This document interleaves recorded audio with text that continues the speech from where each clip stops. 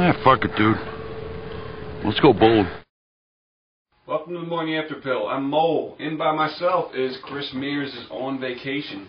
And I just wanted to take an opportunity to cover a topic that is yet to be covered on the Morning After Pill. And that would be baseball. Big news out of the winter meetings today. The Yankees are signing the world for millions and billions and trillions of dollars, and there's nothing that can be done about it. There's nothing that anybody can do as far as a salary cap or match the money that they're willing to put out there. Basic thing that happened today was they signed A.J. Burnett for a 5-year, $82 million deal, and they just signed CC Sabathia earlier this week for $161 million, and physicals pending. They'll be Yankees next year, and if they run their contracts out without opting out of the contracts, they'll have spent $232 million on 2 starters, and that's 2 out of 24 players, 40 by the end of the year. And there is no salary cap in baseball, and the small market teams cannot compete. And basically, I wanted to do a little bit of a rant and also a homepage thing just to let people know that breaking news is A.J. Burnett was signed tonight. But the ridiculousness of the fact that these teams cannot compete with this kind of money and there's no kind of cap put on it, unlike any other sport.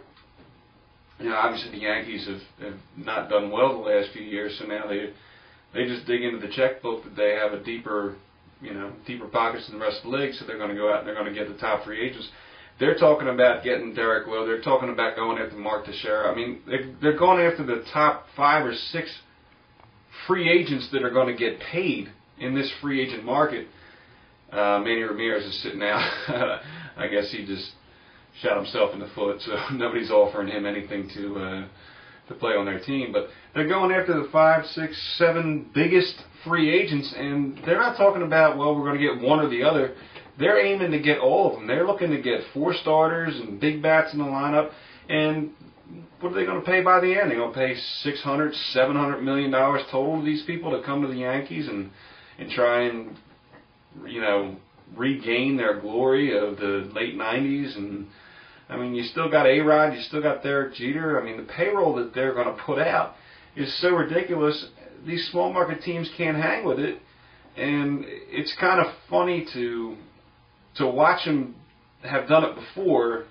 Obviously, I guess they haven't spent the money in the last couple of years because they haven't had, the big name signings like they're doing this year. But the smaller market teams are hanging in there, and the Yankees aren't. They didn't make the playoffs this year. So obviously they're making a movement now to spend more money just to make the playoffs, and for the league to not have a salary cap, it just seems a little ridiculous that they can just go outbid people. The Cubs had to back away from the table in the discussions for Jake Peavy because they just simply couldn't afford the deal that was on the table for him. And the Yankees are running around here just going, well, we'll pay $233, $34 million at the end of these 2 starters contracts. It's ridiculous. And then on the back end of it, this big market New York hype. Johan Santana last year going to the Mets, the biggest free agent pitcher out there. Now the biggest free agent closer out there, K-Rod, Frank, whatever his name is, Rodriguez, he goes there. And then they get another big closer on the market in Putz, who wants to be called Poots. They got 2 closers in the free agent market, and players just with this fascination to go to New York and be exposed with the New York media. It's not a fair playing field. I think when you curb that, it's a little un-American to do.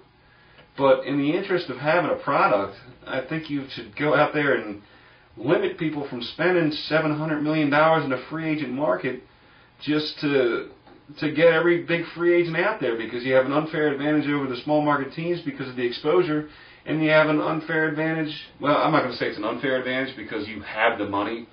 You've, I guess, earned the money because you're in the big market.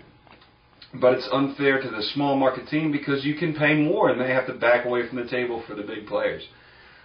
So that's a mixture. That's a little breaking news as far as A.J. Burnett getting signed, and a little bit of a rant as far as how the Major League should adjust their free agency period.